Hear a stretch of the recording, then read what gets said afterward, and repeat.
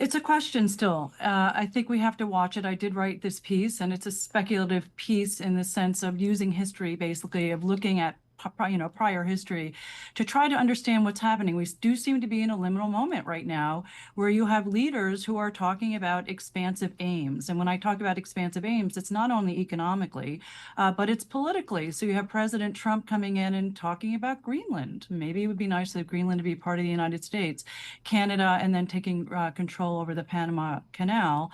And then you have Russian President Vladimir Putin actually going in and taking Crimea and then four other provinces.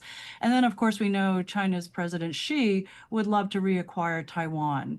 And they seem to be in a position right now politically to be able to talk about this and, this kind of language of expanding their nations geographically.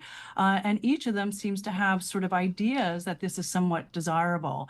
So the question is whether they succeed, right? Putin is not succeeding right now. China has not made a play for Taiwan.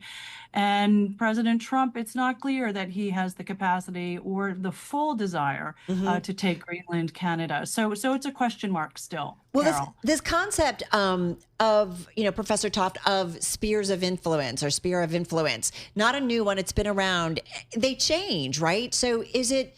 I don't know if we think about a new carving up. Is it a good thing or a bad thing or TBD?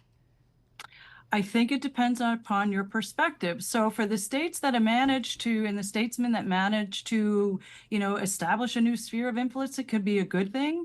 But for the states that are sort of gobbled up within that sphere, it's not such a great thing because basically those larger countries, what they're doing is they're using their advantages in military power, military might, economic leverage, and diplomacy, right, to secure those spheres of influence, get control of those geographic areas in order to exert more control economically and militarily without necessarily exercising formal sovereignty. And the question is over time, are they benign? So do they do good, right? Will they help develop the countries that they sort of move into? Or are they malign?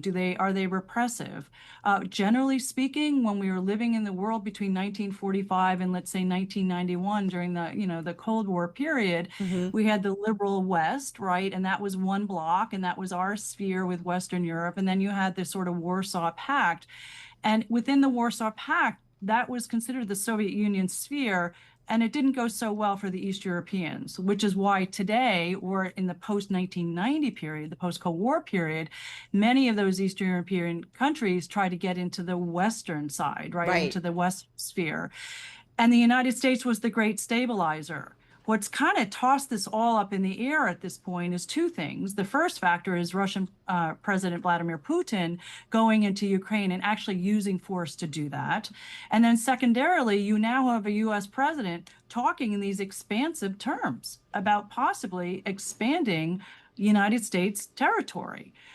So it does seem to be a situation where there is change, afloat, Hmm. uh, and whether it's a good or bad thing, I think we need to suspend judgment. But I will tell you, it tends not to be a good thing. In fact, I could have, titled the piece "Fears of War." Mm. Right? Because what happens is you get up into those buffer areas between where the different spheres rub up against one another and who gets to control what part. How deep do you go into each other's sphere of influence?